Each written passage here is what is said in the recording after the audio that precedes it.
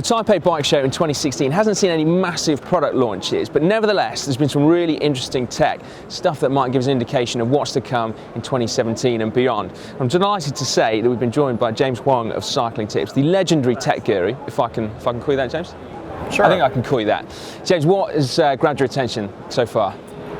There have definitely been some bits and pieces here and there that have been pretty interesting, but one of the biggest things for me is the rise of this Road Plus format that people are talking about. I mean, it's an old idea, but now some of the major manufacturers are tossing their hats into the ring for, putting a much wider tire on a smaller 650B rim instead of 700C. And it gives us roughly the same diameter as a 700C tire with, what, a 23 wide? It's about the same as a 700 by 32, 33, so basically the same as a cross tire. Okay. Yeah. And in terms of how it rides, is it slower than a road tire, presumably?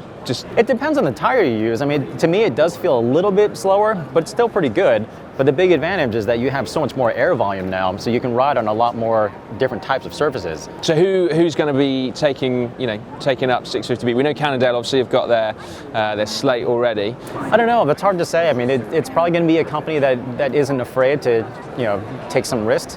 But guys like Salsa and Surly and smaller companies like that, I would expect that they'll probably take it up pretty quickly. Yeah. Now, one thing that I've been quite interested by here is obviously a lot of the unbranded frames that you see, but it means that we're seeing a lot of aero disc bikes and things like that, so stuff that the major manufacturers hasn't released yet, but they look quite cool. What's your take on that? Well, I think what a lot of people don't talk about is the fact that very few companies, company brands that everyone knows about, very few companies actually make their own stuff. So the reality is they contract the manufacturer out to a bunch of different factories out in often Taiwan, sometimes China. But a lot of that stuff, those companies are displaying here, and they're looking for business from other companies. So they'll show off their ideas. They don't show off exactly what they're making for other people. But if you look carefully enough, and if you know what details to look for, a lot of times you can identify who's making what. Yeah.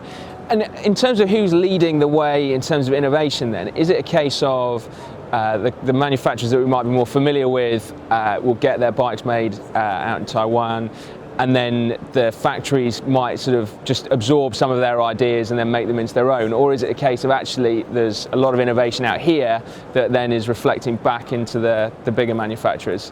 Which way around do you think it is? I think it's both. I think for some of the smaller companies who don't have a lot of development staff of their own, a lot of them probably rely on the factory R&D staff to help them along. But a lot of the bigger guys, they do so much stuff in-house, they're probably telling the factories what to do, or at least guiding them and then getting some feedback on what needs to be done from a manufacturing perspective. Yeah, so actually if you hunt around, then there could be some genuinely, some big insights into what's to come. The OEM people, they know what's coming, they know what people are working on, what trends are coming, what the secrets are, and some of them maybe might reveal a little bit more than they should sometimes. There are a few rooms upstairs here where there are meetings going on behind closed doors, aren't there? There is an awful lot. In fact, this would be a great opportunity to fly around with a drone. Yeah. Now, one brand that doesn't shy away from its Asian roots is Swift Carbon, and they've actually got a really nice looking disc road bike, haven't they? But yeah, they have a new bike that's based on their existing Ultravox, but with a new fork and a new rear end. It has a lot more tire clearance than it did before. It's supposed to still be aimed at road riding, but it's going to be more comfortable. You will have better braking, which will appeal to people who want it or need it. But yeah, that one's pretty interesting. It looks good. Yeah, it does. Nice to see a disc road bike as well that doesn't have a massive head tube, and that's the next step that needs to be taken, isn't it? Yeah, I agree. James, thanks so much for joining us here. It's been a fascinating discussion. If you want to see another tech video from here at Taipei, then if you click just up there, you get straight through to one. Otherwise, for more tech here on GCN, we've got our playlist just down there. And make sure you catch up with James over on CyclingTips as well. And then finally, the last thing for you to do is to subscribe to GCN if you haven't already. And that is just by clicking on that box that says subscribe, which is useful.